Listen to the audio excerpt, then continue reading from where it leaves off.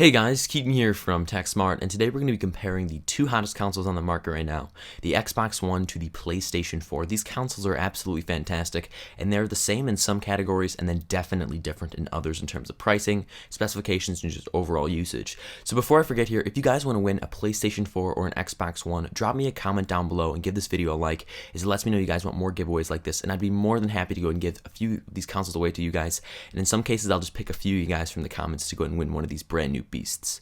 Without further ado, let's go and get started to see which one is best for your dollar. So up first here is hardware, so let's go ahead and get the specifications out of the way because these actually do matter and kind of judge how the performance is with both consoles.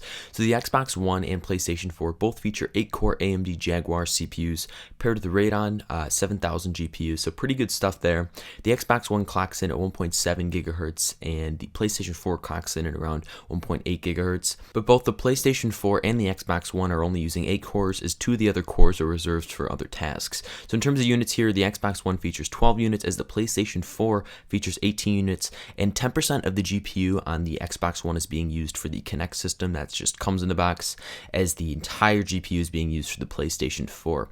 So on the PlayStation 4, and this is where it really starts to kind of get separated here, there's a 50% larger GPU than the Xbox One, and that might not sound a lot because the specifications really do kind of remain the same, but it is amazing in terms of gaming, and it's definitely significant when you go and look at it like that. So in terms of RAM here, they both feature 8 gigabytes, but the Xbox One features 8 gigabytes of DDR3 RAM, as the PlayStation 4 features 8 gigabytes of DDR5 RAM. Definitely a pretty big difference there. But at the end of the day, specs are specs, and it really comes down to how developers use those specifications to give you a pleasurable experience on both consoles. So in terms of design and aesthetics here, the PlayStation 4 features almost a parallelogram shape, and I think it looks absolutely sexy. It really looks nice under a set-top box or things along those lines. And then the Xbox One looks like a VCR from 1980s.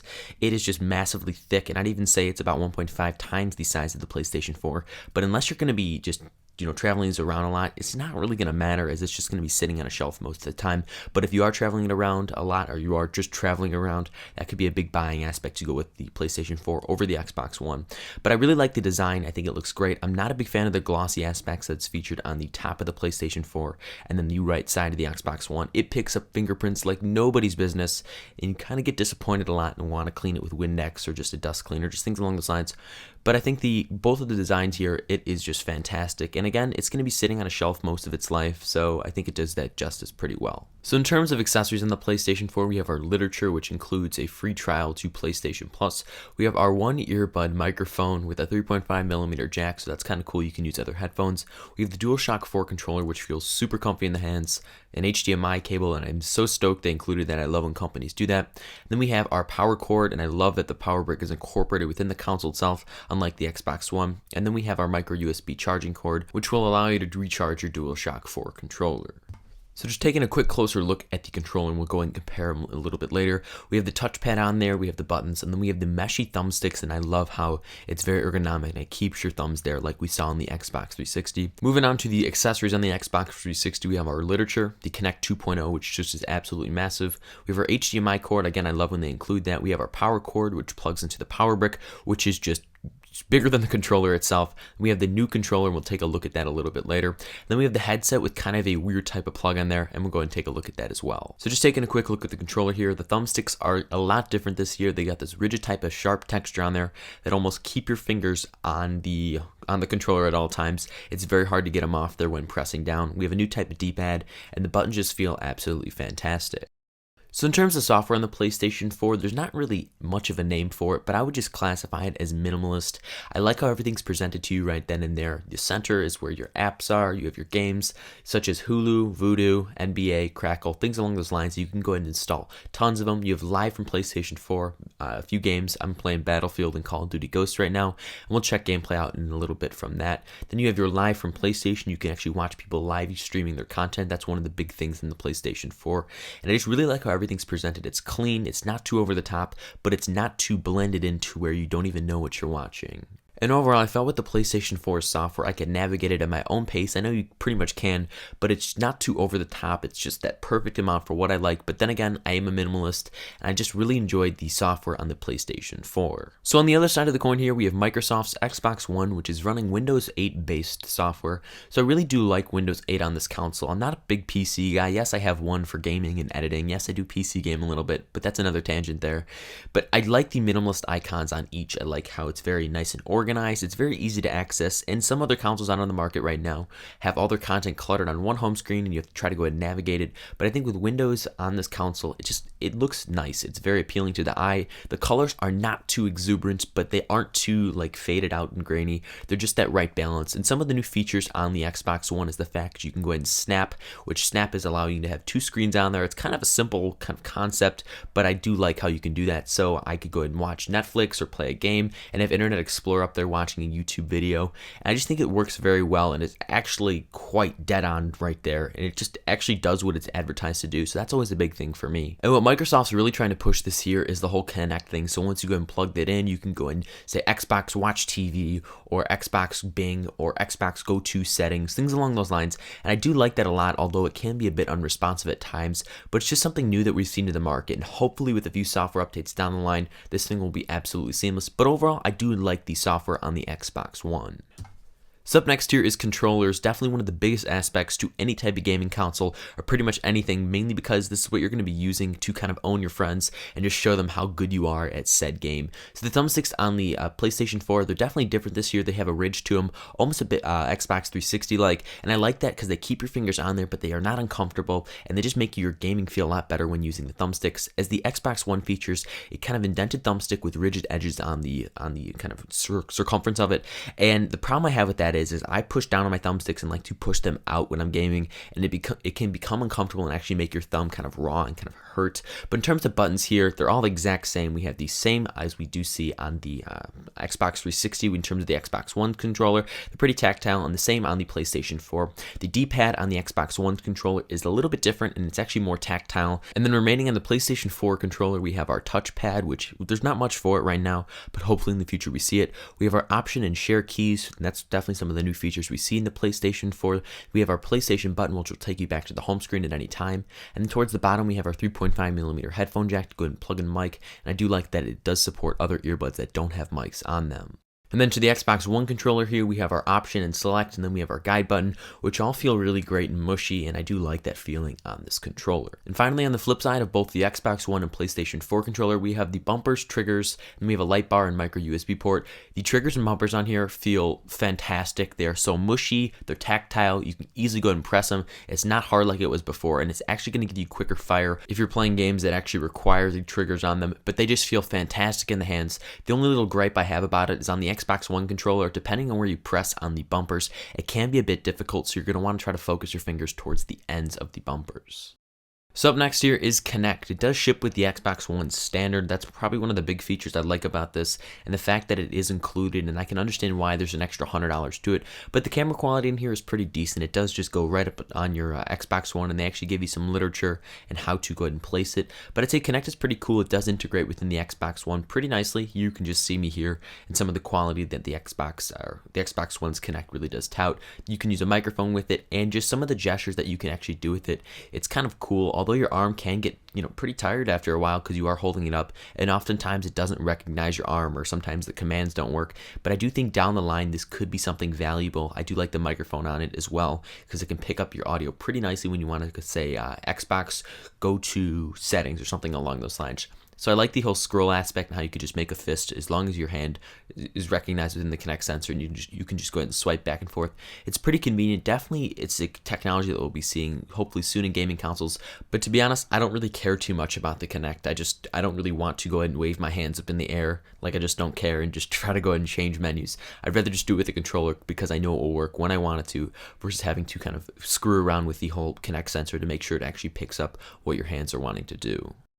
So additionally, one of the more proprietary features to the Xbox One, and I can kind of understand why it's so thick, is the fact that it can actually take your cable box's signal and project it on there and just allow you to have a nice Xbox experience over it and pretty much just give you these seamless capabilities that you don't pretty much currently get on your cable box unless you're just from the future and are rocking some cool stuff. So I pretty much hooked up my cable box to this. It kind of took longer than I expected because some TV models that you need to go ahead and set up aren't supported, and therefore I had to go get another TV, etc. But I thought it was pretty nice. You can see the Xbox One guide right now, and I like how all the channels are laid out there. There's a brief description, a quick thumbnail for it. I just found it pretty nice. I mean, the quality's great. One thing I did notice is if the channel is not HD, it will kind of fragment it off and kind of put black bars to the side on it. But other than that, the quality was fine. It was exactly how I'd see it on my TV. And overall, I just thought the kind of TV functionality was something I didn't personally want at first. But after I started getting used to it and the features that it had, I found that it was incorporating into my life pretty nicely, and I think I'd be using it a lot more. So overall, if you are a big TV watcher and really want to go ahead and get a console, I think the Xbox is definitely a no-brainer. So furthermore, one of the biggest components of any type of gaming console is how the games actually look and how they perform.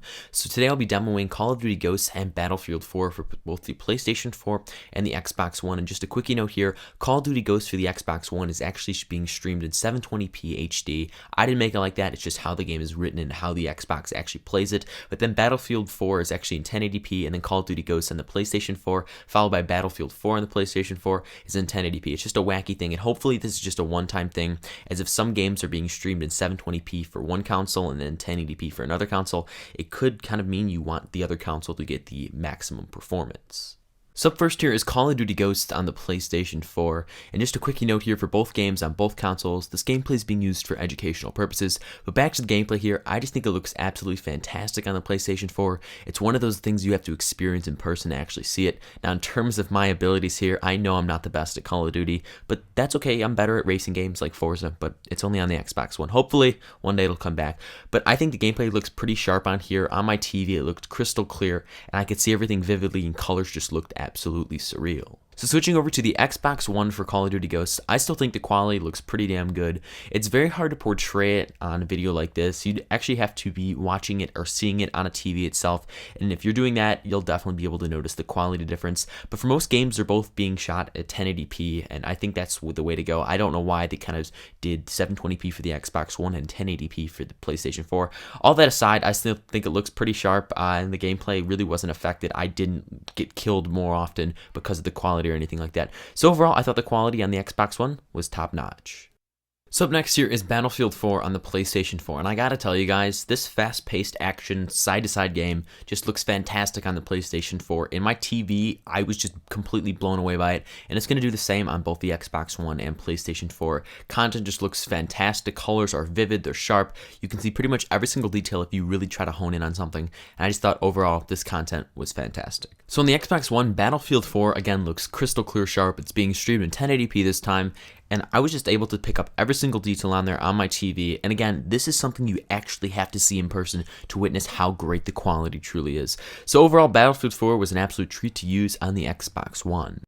So overall, if I had to recommend the PlayStation 4, I most definitely would. Starting with the DualShock 4 controller, it feels extremely comfortable in your hands. I love how there's a speaker on there that allows you to get immersed within your content, and that's something I'm a big fan of. I love the 3.5mm headphone jack input. You can put more comfortable headphones in there, not just headsets, which is fantastic. Graphical performance on here is amazing.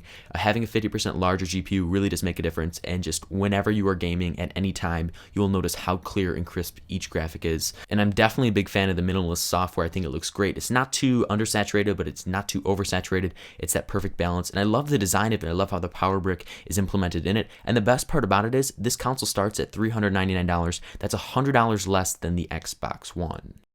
So if I had to recommend the Xbox One, I definitely would. Starting with the controller, I love how it feels. I love how mushy the triggers are. It really gives a nice gaming feel when playing anything that really requires the triggers. The thumbsticks are a lot more tactile, although they can hurt. The Kinect comes with it. That's easily worth it for me. I'm not a big Kinect guy, but the fact that it comes with it, it kind of starts to justify the extra $100, as this does start at $499. I love how it looks. I love the features you can do when you want to actually do it, such as the quick notifications you can do, how you can just go ahead and push forward with your hand, and it will allow you to click on something. and I love how the graphics actually perform despite some games streaming in 720p HD.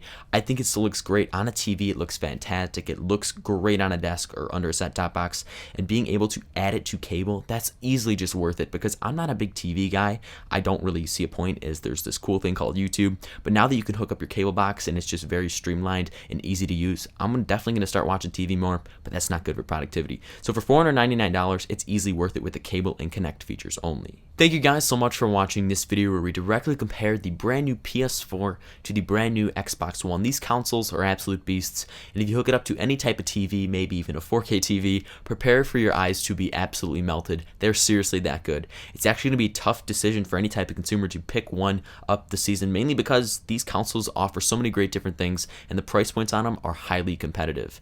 If you guys enjoyed this video, go ahead and drop me a like, as it lets me know you guys want more gaming content, as this is something new I'm trying out, and I'd be more than happy to go and produce more gaming content when it does come out in the near future. Also, drop me a comment down below letting me know which console you like the most. Do you even like consoles at all? Do you even like gaming? Are you someone who likes to use the GameCube from way back in the early 2000s? I don't even know if some of you watching my videos even remember that. Also, go and subscribe to the channel to be notified first when I produce a brand new video. It's free, it's cool, and it lets you know when a new video is out on some cool pieces of tech. We got tons more tech left in 2013, and then as soon as 2014 kicks off, it all starts back over again. Thank you guys so much once again, and I look forward to seeing you in my next video. Bye-bye.